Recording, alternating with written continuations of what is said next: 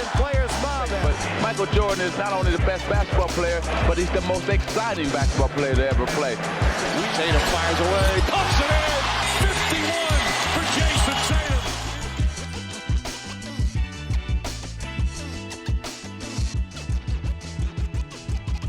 Welcome to another edition of the Big Three NBA podcast. This is Sherrod Blakley, joined by Gary Washburn. We have to hold down the fort for a minute. Our fearless leader, Kwani Lunis, not with us today, but she is always with us in spirit. And the only good thing about not having Kwani is we ain't got any corny jokes, right, G? Yeah, that's it. Yeah. I love her jokes. Gary, you're the one that be hating on her jokes. So I don't hate on her jokes. That's you. But no, we miss Kwani. We want her back next week for sure, obviously. Absolutely. Because the way things are happening, with the Celtics, I mean, my goodness. Let's just jump right into it.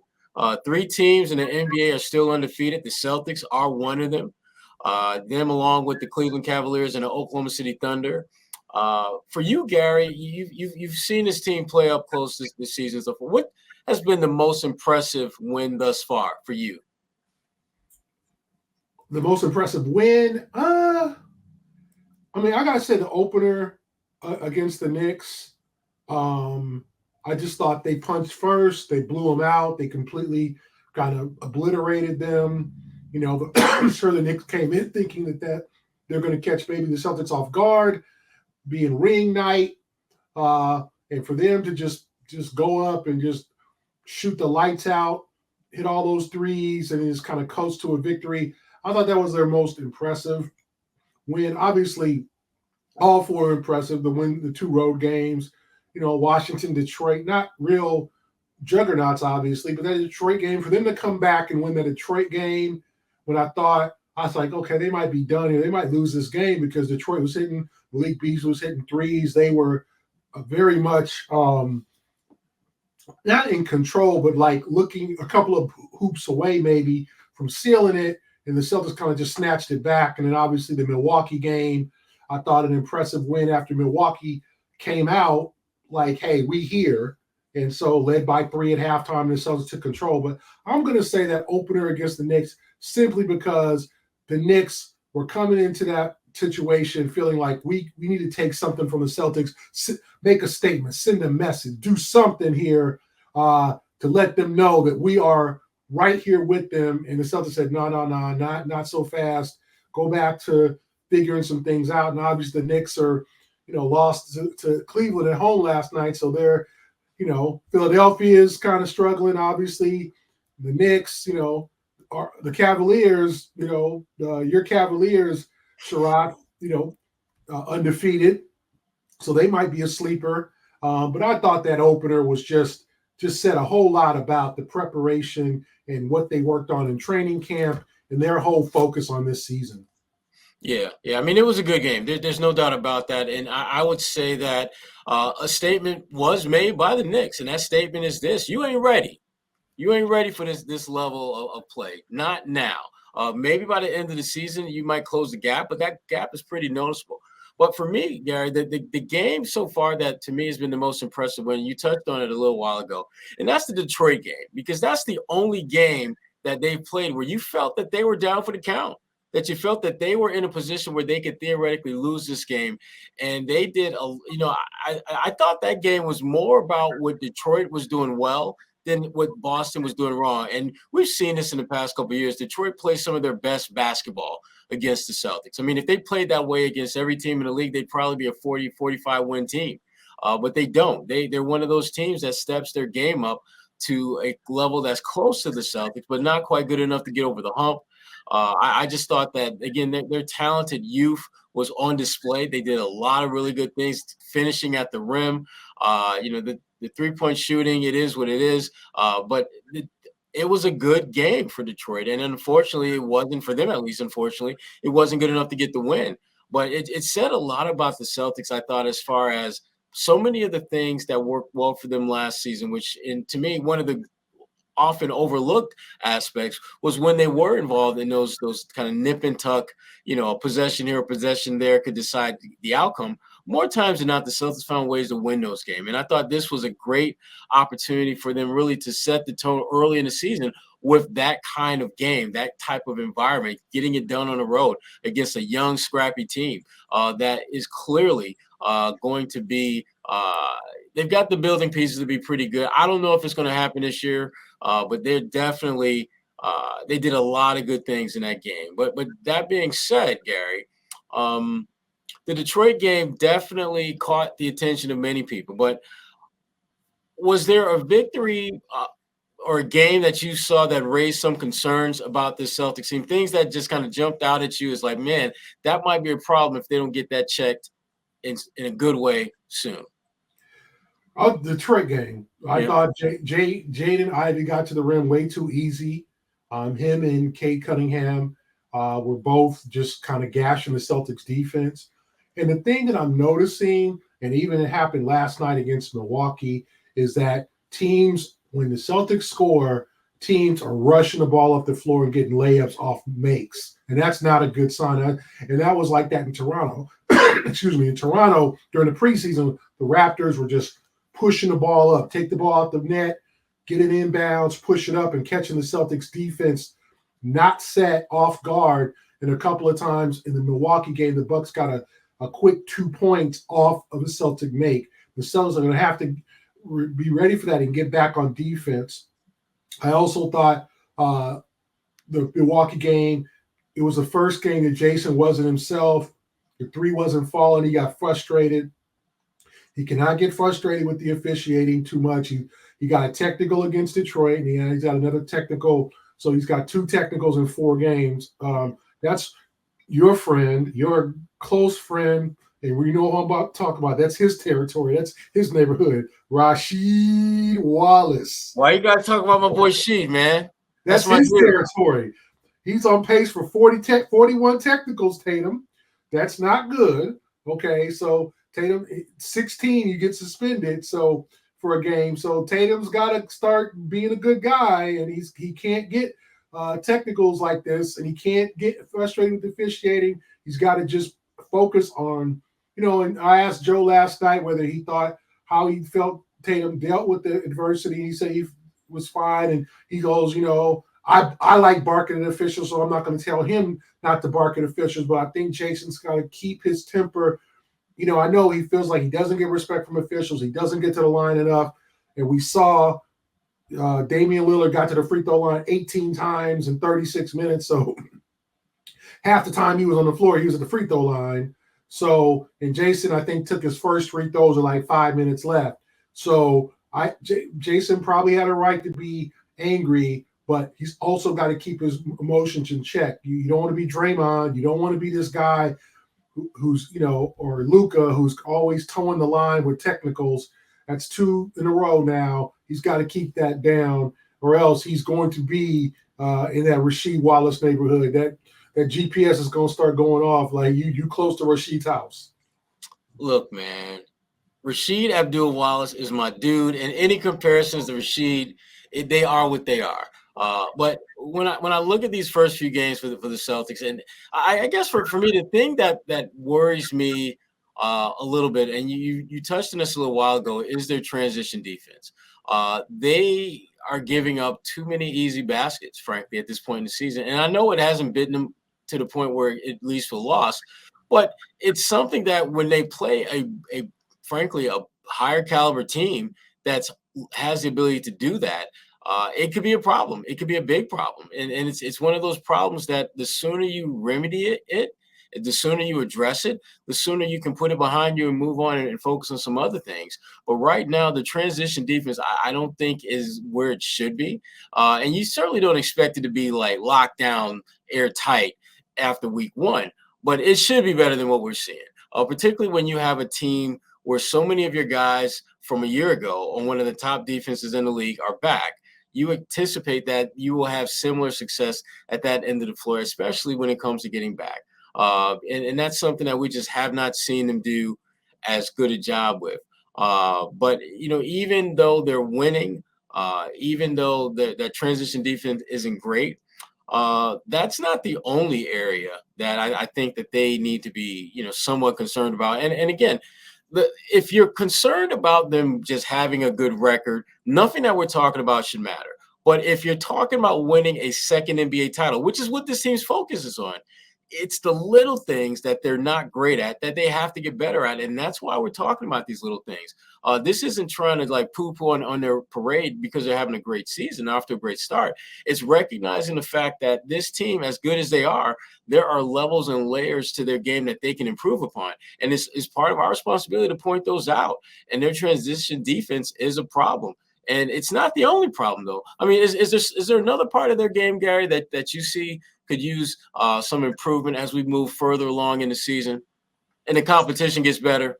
Yeah, I mean, you don't want to give up too many offensive rebounds, and sometimes the freelancing on offense, a little bit too much. Jaylen at times last night, dribbling the ball, getting ripped. Guys doing a little bit too much individual play, but usually when the ball moves around, when you get those paint touches, when the ball whips around the floor, the Celtics offense is almost unstoppable. So I'm not going to nitpick too much because I think they have some things to work out. And I think last night was a game where you had Giannis and Dame, and then you had Jayson and Jaylen was just trying to get his, and Jaylen eventually got his. He got 30. He had a much better second half than he had in the first half, where he got second half, he burned. He was torching Taurean Prince, getting to the rim, getting to the free throw line. That's what you want. And I also thought it was impressive that they were able to win that game without Jayson Tatum having a great game. He had 15 points. Giannis had a good game. Dame had a good game. And I don't know if we can talk about the Bucks, but they really need Chris Middleton. They need a third guy. Now, I thought Gary Trent Jr., he hit a couple trades, got off to a good start, but he didn't. He was disappeared in the second half. Brook Lopez was okay, but you don't. And then Bobby Portis, usually we see good Bobby, that dude who just posts up, hit that 16, 18-footer. He can hit a couple of threes, get to the rim. He had a couple of buckets, but it wasn't I don't know what's going on in Milwaukee. We'll see. We all love Doc, and this might be his last shot here in terms of a major coaching job. And it right now they're 1-3. Yeah, 1-3. Lost to Chicago at home, and the Bulls are playing better than we thought, but that's not. And then they lost at Brooklyn, and really allowed Dennis Schroeder and Cam Thomas to each go for 30, and then this time, losing where you're letting Payton Pritchard go for 20. Yeah. But I think the Celtics just have little kinks to work out. Little kinks, little things. I said, like you said, transition defense, not allowing offensive rebounds, and, not putting guys like Dame. And Dame is a great player, but not putting him on the line 18 times. You can't have that. You can't have a guy shoot that many free throws. And he's a master foul getter. He comes off that pick and roll and just raises up, and if your hand is anywhere near him and makes contact, Drew got his hand caught in the cookie jar. And I want to say it was Tatum or Derrick White on another situation. I think it was Tatum on another situation. So, those are excusable. But right now you're 4-0. If you look at the league, Sherrod, I don't know what you think. You tell me, like, is there a team that you're just like, what the hell's going on there, or disappointing? Is it the Bucks? Is it the Knicks who are 1-2? Like, things are starting to shake out pretty quickly. Like you're seeing like Cleveland, and you're seeing some teams play well, but you're also seeing some teams, and you're like, wow, I thought they'd be a little bit better than this. Yeah, I mean, there's a few teams. I mean, I think, the team that has been better than I thought at this point is probably Cleveland. But particularly when you look at that win they had over, I believe it was New York, where they came back from pretty sizable deficit to get that. The Lakers have been a bit of a surprise too. They played some really good basketball. JJ Redick has done a good job in terms of utilizing that rotation and really just making Anthony Davis a focal point, which is something he's always had the potential and talent to be. It's just that, he's been somewhat, deferred to LeBron, which I get. But at this point in LeBron's career, you're not going to win in LA if you're deferring to LeBron. LeBron has to be part of the success train, but he doesn't have to be driving that train. Those are two that come to mind. Prize Picks is the best place to get real money sports action. With over 10 million members and billions of dollars in awarded winnings, Prize Picks has made daily fantasy sports accessible to all. You just pick more or less on at least 2 players for a shot to win up to 100 times your cash. Run your game all season long on Prize Picks. You can now win up to 100 times your money on Prize Picks with as little as 4 correct picks. Prize Picks is the only real money daily fantasy platform with an injury insurance policy, so your lineups stay in play even if one of your players gets injured. If your player leaves in the first half and doesn't return, Prize Picks keeps your lineup live. Prize Picks also offers weekly promotions that can lead to big payouts like Taco Tuesday. Each Tuesday, Prize Picks discounts select player projections up to 25% to provide even more value for your lineups. Sign up today and get $50 instantly when you play $5. You don't even need to win to receive the $50 bonus. It's guaranteed. Make your picks in less than 60 seconds and turn your sports opinions into real money all season long on Prize Picks. This week on Prize Picks, I'm looking at the football board and selecting Justin Jefferson for more than 83.5 receiving yards and Patrick Mahomes for less than 267.5 passing yards. Tyreek Hill is another one that I'm keeping an eye on, and I have him more than 97.5 receiving yards, and Saquon Barkley for some more than 67.5 rushing yards. I'm definitely going to go more.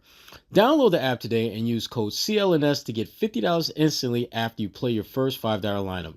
That's code CLNS to get $50 instantly after you play your first $5 lineup. Prize Picks, run your game. But when we, just kind of jumping back on the Celtics talk for a minute, the one guy that I think has been maybe the most consistent for them outside of maybe the first game has been Payton Pritchard. When on the Garden Report, we did a season preview, and people, wanted to at me because I thought Payton Pritchard we had to make a, just a kind of bold prediction. And my bold prediction was Payton Pritchard would be Sixth Man of the Year.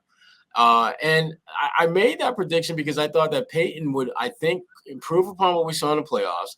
And I thought that he would get more opportunities to play for longer stretches this year, in part because you want to keep Drew Holiday as fresh as possible as you get deeper into the season. Drew is going to be so important for them when the games really matter that you want to do everything you can to make sure that he is as rested and ready to roll when the games matter. And, Payton Pritchard gives you that ability to do that.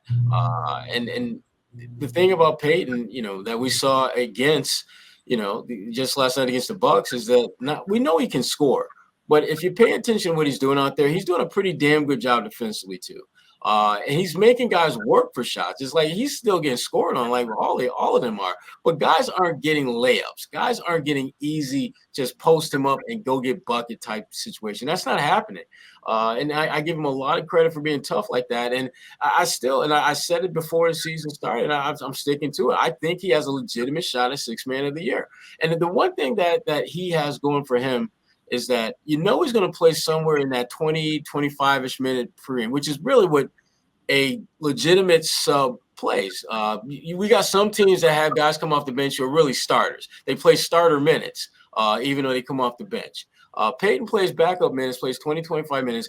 But what is going to help him, two things. One, he's on a team that's going to have a lot of national TV games and is going to win a lot of them. So he's going to have a role in success. And two, he has a gimmick, and that gimmick is knocking down shots at the buzzer. He's one of the best at that in the NBA. It's no secret to anyone. He's literally the one guy that teams and we'll see more of this. Teams are going to start picking him up full court when he gets in the game with like 5 seconds left, because he's that type of player. He's make that kind of impact. But I'm just curious, Gareth, what are your thoughts on Payton Pritchard and what you've seen from him so far this season? Like you said, Sherrod, besides the opener, I've been thoroughly impressed. I think he's still doing all the same things, like hustling, getting offensive rebounds, pushing the pace at times, but the shot is going down more consistently. Like he is taking those shots, and besides the 1 for 10 in the opener, 8 for 12 from 3, last night. Just an impressive performance. His shot, he has worked feverishly on that shot. He should be a 40+% three-point shooter. Like, he shouldn't accept 35, 36%, none of that. Like, he should be my standard for him is this year, Payton is shooting above 40. And if you can shoot above 40, I mean, to me, that's the standard, and that will help this team tremendously. Because I'm looking at his stats, let's look at his career stats. Let me see here. Obviously, he's shooting 50% from three this year. And he's hit 40, in limited times because he's taking almost 10 threes a game this year as opposed to 5 last year. Last year, he was 38. So that's good. But he needs to be in that 42, 43% range to me. He needs to be in that Steph Curry territory. I'm not saying he's Steph Curry. Don't get me wrong. Oh, Gary, damn it, Gary. You done did it now. I did not say he's Steph Curry, but I think he can be top 10 in the league in three-point field goal percentage. That's what I think. I think that's my standard for him. And to me, he's gotten it done so far, 50%. And if you take away, obviously the opener when he was 1 for 10, he had a struggle. He has been outstanding. He is 19 for 38 this year from the three-point line. So take away 1 for 10, he is 18 for 28 in the last 3 games. That's incredible percentage. So just keep that up. I've been thoroughly impressed with Payton. Remember, way back in the day, not yet last year, year before last, he wanted to be traded because he wasn't playing much under Ime Udoka. The first year of Missoula, he wasn't playing much. He wanted a chance to get his burn, and they re-signed him. Everybody's like, why are they re-signing him? And it's a tradable contract, but he has said now he's made that contract a bargain. Okay, another Celtics score with the contract. And secondly, he has turned himself into an indispensable piece. They need buckets off the bench. And I admit I'm wrong, like I thought that they could really use Lonnie Walker to score off the bench. If Payton's going to score like this off the bench like this, they don't particularly need Lonnie Walker like I thought they did. I thought they needed a bucket getter. If Payton can be this bucket getter, and I'm not talking about always shooting 30-footers. But I'm just talking about shooting when you're open, shooting when Jalen and Jayson are on the floor, and they gotta take most of the defense away from it toward them, and you get that open look and knocking it down. That is going to do so much for this team. So I'm thoroughly impressed with what Payton has done. He works hard. He doesn't get down on himself. He keeps trying. He's a real dog out there. We always thought, well, when Marcus leaves, who's going to be one of the dogs? It's Payton has stepped up and been one of those dogs, and you gotta love what he's doing right now. And you root for the kid, 4-year player out of Oregon, late first-round pick. People really didn't know much about him when he got here. Who is this guy? He's short. Is he going to play point? What's he going to do? Why they draft him? And now I think we're seeing why. And I think why Danny Ainge had his eyes on Payton Pritchard. Yeah. He's been really good. There's no doubt about that. But you just touched on something that I think was one of the many concerns about him coming out of college, and frankly, since he got to the NBA, and that's his size. He is not the most physically imposing guard out there, and he'll tell you that. He's not the most athletic guard out there, but he's found a way to not allow that to be a major problem for him when he's out there on the floor. When you watch him play, Gary, what are you seeing that allows him to not be taken advantage of? Because Payton, it's not like he's this, he's not like he's not a small guard like Eric Bledsoe used to be, where Eric was just this big muscle. You could understand why teams were imposing him up because he's strong as hell. Payton, he's figured out how to utilize his body in a way to not allow the fact that he's not that tall be a factor. What do you think has been the key to his success in not allowing himself to be taken advantage of when he's on the floor? Well, I think he's stronger than he looks. I think Payton is not having issue using his bulk and his upper body to create space to get to the rim and make a layup. Now, he might get blocked here and there, but I think the one thing, the advantages that you have as being a small guy is that you can use some of your bulk, and the officials aren't going to call a charge. If Payton is going up against, Bobby Portis, and he uses some of his little chest bump, they're not going to call offensive foul on Payton against Bobby Portis, right? They're not going to do that. They're going to respect that Payton is trying to create some space with his physicality. I think that that's what, to me, has impressed me, is that he just gets by on his physicality, his basketball acumen, very high IQ, reads the scouting reports, knows what his opponents are doing, and he's starting to show up in the scouting reports of other teams. As Doc Rivers said the other night, hey, we had him on our list. Do not let this guy shoot at the end of the quarter. Don't let him get the ball. And so what they do? They let him shoot at the end of the quarters. Dribble up, let him dribble up and launch a three, which was a huge momentum swing. It was 87-82. It made it 90-82. Then the Celtics went on a run to begin the fourth and kind of took control of the game. So those shots are big. Those shots are debilitating for the opponent. So I just am thoroughly impressed with Payton, because obviously he's not your true natural point guard. And he's in our days, that size of a guy, 6'1", would be a point guard. You're playing point, you're not shooting, you're going to distribute the ball, you're going to whip it around. If you get to the rim or you get a shot, okay, take it, but that's not your game. Now, Payton is kind of a 6'1" combo guard. Like, he does it all. And in this day and age, in this advanced game, it's cool to see that. It's cool to see him carve out a role and a niche, considering that obviously athletically he's not obviously a top 50 athletic guy. He's a guy who makes the best of what he has. Yeah, absolutely. And when you talk about, do it all type of players, Derrick White, when you look at Derrick, you tell me, Gary, but it feels as though we're not talking enough about how good he's been this year, and all the good things that he has contributed in a very low-key manner. And yet, you go back to the Milwaukee game, he scores the first 7 points. People forget, they look at the box score, and they don't realize that the Celtics and the Bucks combined to miss 11 of their first 12 shots. And it was Derrick White that got him going with a layup, then a three, then another bucket. He had their first 7 points. Are we underselling the value of Derrick White to this team, even after he got the nice contract? But is his value greater than what he's getting credit for with this team? Well, Sherrod, I would say yes. I mean, if you're looking at his stats early season, 18.3 points. I mean, he's taking more shots, per game, but he has been more efficient, almost 40% from three so far in the early going.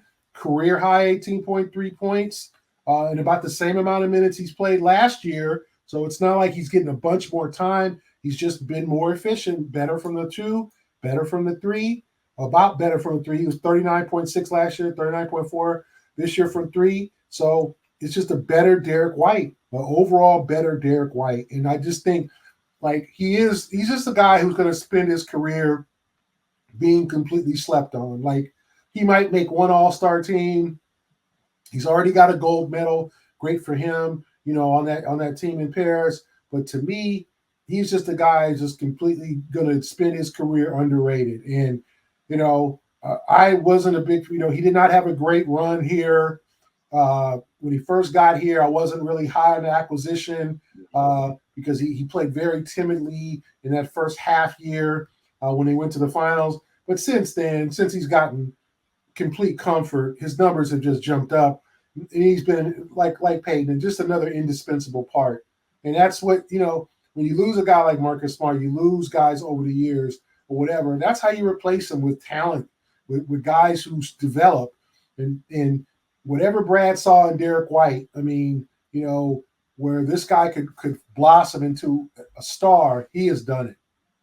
Yeah, he really has. And, and he continues to fly below the radar despite the numbers he puts up, despite the impact that he makes. And when we talk about guys like Jaylen Brown and Derrick, excuse me, not Derrick, but Jayson Tatum, we can point to very specific things that they're doing that are appreciably and noticeably better than they did the year before. I'm struggling a little bit with Derrick White in that regard because, he the last couple of years in Boston, he's been a guy that's been able to do a lot of different things and be impactful in that regard. But I don't know if there's one area of his game that he's appreciably better at now than he was, let's say, a year ago. And again, from what you've been able to see, Gary, I mean, are there facets of his game that are improved upon in a noticeable manner for you? I think defensively he's gotten a lot better. And I'm not saying he was bad when he got to Boston, but I think defensively he is elite, and he's a ball hawk. And he's one of those guys that, you always got to have eyes in the back of your head. So I think it's anticipation for block shots, and then even intimidating shots because guys are looking out for him. I think those are three factors that he's better at than he was maybe a year ago. And I said, I think defensively he's elite. And I just think overall confidence-wise, he has gotten he's brimming with confidence now. And I think mentally he has improved in terms of just his approach. I think in terms of his confidence, in terms of knowing that, hey, I'm not going to get yelled at by Pop if I make a mistake here. I'll take this shot. Oh, man, I didn't get it. It went out of bounds. Okay, I'll get it back on the next possession. Or, hey, I'll get a block, or I'll get a key rebound, or I'll get a stop. And the next time I'm open, I'm going to take that shot. That's the confidence that you like to see, you love to see out of Derrick White, because he's a quiet guy, kind of a, ho-hum, running, all shucks kind of guy. And I think that bled into maybe his confidence when he first got to Boston. Now his teammates, the organization, his coaches have implored him, you're way more talented than you probably think you are. You can be a real difference maker on a championship team, which he was, and you could do it again. So, yeah, I didn't see Derrick take serious steps, but I don't think he needed it. I just think defensively, and I said with his shooting, if he could get to 40 plus, he's at 39% from three, very good average. If he can get to 40 plus percent, and maybe improve a couple of points, that would be, to me, another huge factor for the Celtics. Basketball season will be here before you know it, and that is great news for Celtics Nation as the Boston Celtics look to defend their league best 18th NBA title. There's no better way to get in on the action than Game Time, which is where you can find the best deals on basketball and football, as well as concert tickets, NFL, and so much more. One of my favorite Game Time features is Game Time Picks, which makes getting tickets to see your favorite teams play live even easier. Game Time Picks filters out the fluff to show you only incredible deals on great seats so you don't have to waste a ton of time searching through thousands of tickets. One of the hottest tickets out there will be the opening night for the Boston Celtics, which is when they'll get their championship rings prior to facing the much improved New York Knicks.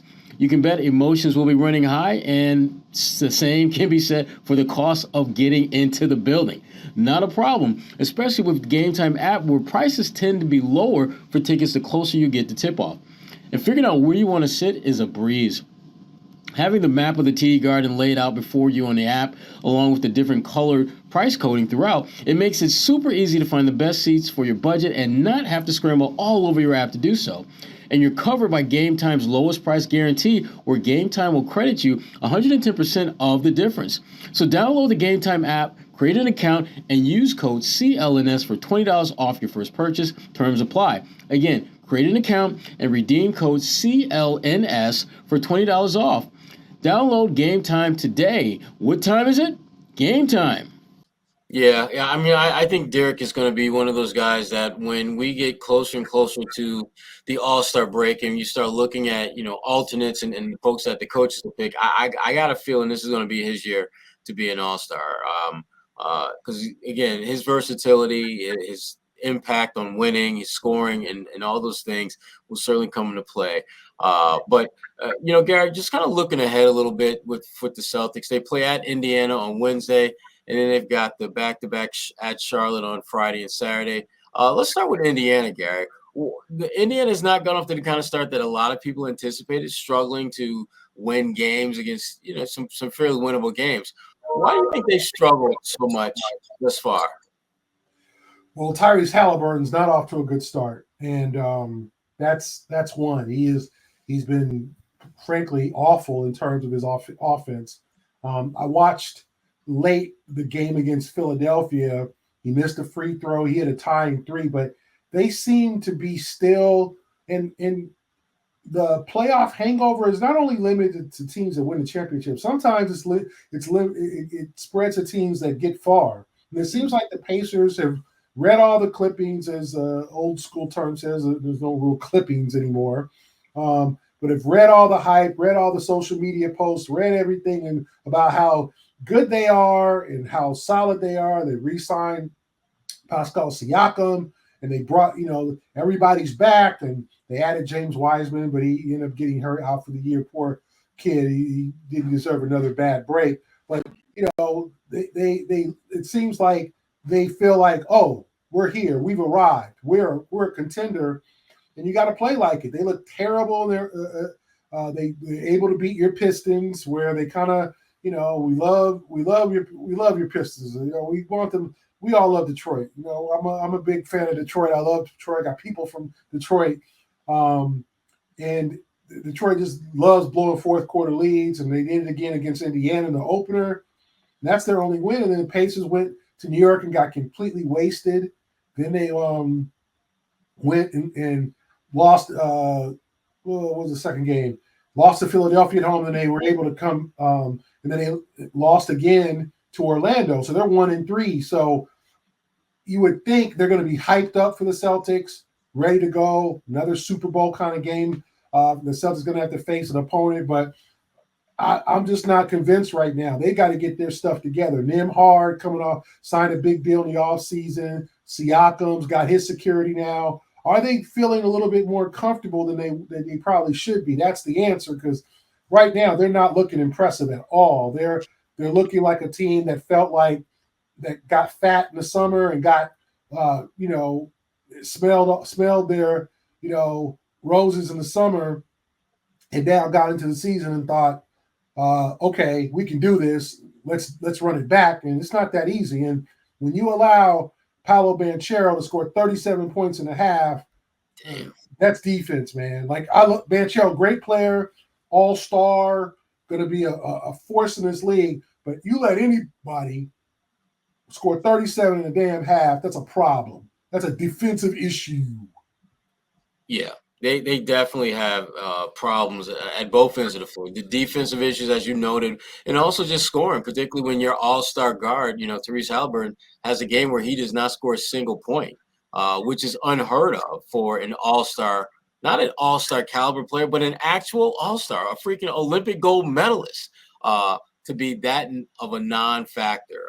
So certainly – the Pacers game will be interesting because obviously, they're looking to right the ship, so to speak, and the Celtics will be a great foe for them to do that against. Whereas the Celtics, they're continuing to find ways to win no matter who's on the opposite side of the court from them. And this weekend, as we talked about a little bit earlier, they're going to get 2 cracks at Charlotte. And shout out to Charles Lee, former Celtics assistant who's now running the show in Charlotte. And at the same time, my condolences to Charles Lee because he's running the show in Charlotte. That team has got that. It's a hot mess. But he's got them playing a little bit harder, it looks like, and they certainly look as though they are a more ready to compete team than they were a year ago. But what do you expect for the Celtics, other than a win, obviously, to get out of a matchup against a team like Charlotte, particularly seeing them back-to-back like that? Yeah, tricky games because Charlotte is a better team than I think is people are talking about. Remember, they got a now healthy LaMelo Ball. They got the young guy they got in the Gordon Hayward trade, Trey Mann. They brought back Miles Bridges. They got Brandon Miller. I know he's been out, but they got Brandon Miller. Mark Williams is still out, the kid from Duke. They got our friend Grant Williams. They got some kids who can play and play hard. So that's a tricky game. 2 back-to-back. It's a back-to-back.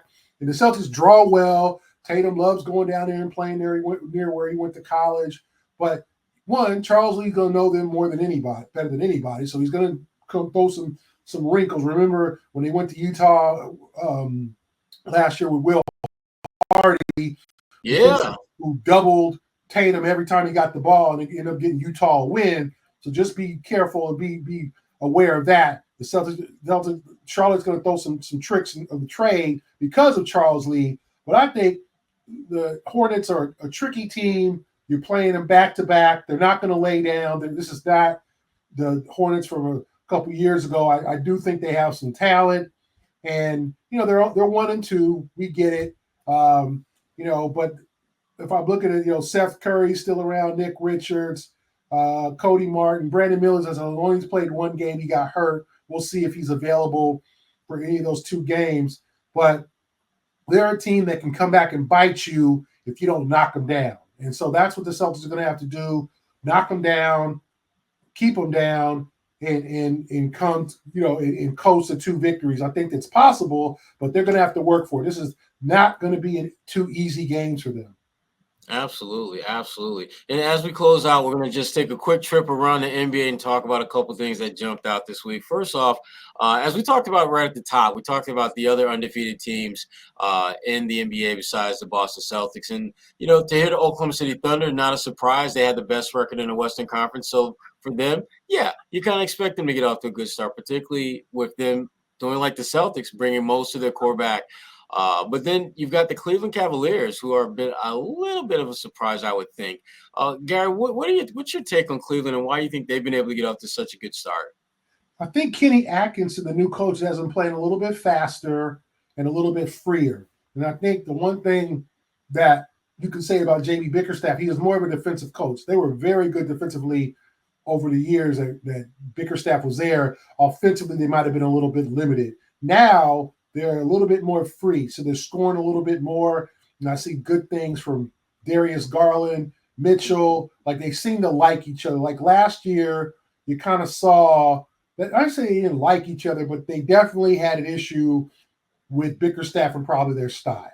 And now, if you look at the numbers, they're playing 6-7 guys, and they're all playing well. And a guy who has kind of come up out of the nowhere is a former draft pick, Ty Jerome, the kid out of Virginia who's bounced around in the G League. He's averaging 11 points a game in 14 minutes for them coming off the bench. And to me, they needed shooting. They needed offense.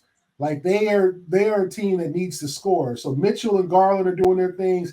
Mobley's taking that step forward, almost 18 points a game. Jared Allen, 17 points a game in the early going. So they've got 4 guys averaging above 17 points. And then Karis LeVert, that crafty dude who always kills the Celtics, him and Jerome are averaging 11. Then you got Dean Wade, Sam Merrill, Niang, and Okoro. But to me, they're playing particularly well. That's like Garland is shooting 50% from 3 in the early going. They are shooting 41% as a team, so they're knocking shots down. They're scoring more, and I think that's what's made them more effective. Obviously, they're scoring 123 points a game, and obviously, the schedule hasn't really. They had Detroit, they had a game against Toronto. They were able to win at New York, so I'm not dissing on their record, but they haven't played the hardest schedule. But hey, they've gotten it done so far. So Toronto, Detroit, they played 3 real shaky teams: Toronto, Detroit, and Washington. And then their first big test was the Knicks, and they able to get that win with Darius Garland scoring 34 points. So watch out for the Cavaliers. I don't think we talked a lot about them. They didn't make their only pretty much free agent acquisition was their coach. They didn't really sign anybody. They re-signed everybody and brought them back. They kind of did a Celtics, because you thought, okay, they need some shooting. They need a better bench, but maybe Ty Jerome's the answer. We'll see. But it looks like they've got something special going there. Yeah, they're definitely off to a really good start, and Donovan Mitchell, a big part of that, obviously, and their defensive interior guys are a big part of that as well. But as well as they're playing, I think the one guy that just kind of really jumps off the charts a little bit as far as his play is Banchero in Orlando. Had that near triple-double, including a 50-point piece the other night. And just how legit is he, Gary, when you talk about not just the fact that he put up 50 points, but just when you look at the top players in the NBA, not just the Eastern Conference, but in the actual league as a whole? Is he starting to trend towards being among that top tier, or is he stuck maybe a level or two below that? Nah, Sherrod, he reminds me, he's got a lot of Blake Griffin to me, right? Just a big dude who can score, who can rebound, who's athletic, who's fearless. Like I'm looking now, 28.5 a game, 9 rebounds, 6 assists, a block and a steal per game, shooting 39%. His three-point shooting has always been kind of shaky, but he's shooting 39% from three. To me, that's being wow. I mean, he leads that team in assists. The issue I had with Orlando is they didn't sign a point guard. Like they signed Contavious Caldwell-Pope, who is averaging 5 points a game. So he is off to an extremely slow start. He's shooting 11% from three. Damn. So yes. Gary Harris, the dude who couldn't shoot for years, so Gary Harris always reminds me of Q-Tip from Tribe Called Quest. Don't ask me why. I always think of Tribe Called Quest every time I think of Gary Harris. But Gary Harris, he's been traveling around the NBA, so I guess you could say he's been on a bit of a war tour. Tour. Got you. There you go. You funny. Shout out to Kwani. That's for Kwani. That's for Kwani. Look that up, Kwani. War tour. But he's shooting 47% from three. But I thought the issue with Orlando was they don't have a ball distributing guy. Now, can Banchero be that guy? Because he's leading the team in assists. That's crazy to me that he's leading them in scoring, rebound, and assists, right? But that's what he's doing. I think he's a superstar. Obviously, I don't know if it's in the making. I think he's here now. I think he's here to make a statement. Obviously, All-Star, maybe like MVP. He'll get some MVP votes because I think people don't really talk about him. He's in his third season, and he's making that jump. All his numbers have jumped up from his first season to his third season. 33.9% from three last year, now up to 39. So he's gotten better. He's gotten to the lab. You don't see him at the parties. You don't see him at the white parties. Paolo was in the lab all summer. Like, I'll see y'all in October, fools. You ain't gonna see me in June. You ain't gonna see me in July. You ain't gonna see me in the streets. I'll see y'all and I'll holler at y'all in October when it counts. And that's what he's doing. And he's carrying the Magic. And the Magic are one of those like Cleveland. They're a sneaky team. They're a sneaky team. Who knows if they can do it without to be a legit point guard. But they have a bunch of young players, maybe a little bit inconsistent. But Banchero, obviously the leader of the pack there. Yeah, I would agree. I mean, he's been really, really good, and I guess it just brings me to our last question, then we're out of here. But who's your surprise team this year, good or bad? Let me look, Sherrod. Let me put a while you marinate over that. I drop some facts for the people. My surprise team is the Lakers. I did not expect them to be as good as they are, because the thing that the Lakers have done, I would say, with their coaching carousel is they've never given their coach enough time to establish his identity and what he's trying to do. And frankly, most of what the coaches did was basically run back what the previous coach did. There really wasn't a lot of ingenuity and distinction from one coaching regime to another. And JJ Redick has done what I think a lot of people have been clamoring for the Lakers to do for the longest time, and that is run most of your stuff through Anthony Davis. And I don't know why now all of a sudden as Anthony Davis, is at a point in his career where he's okay with that, because it seemed that the main reason they didn't run more through him was because he didn't want more run through him.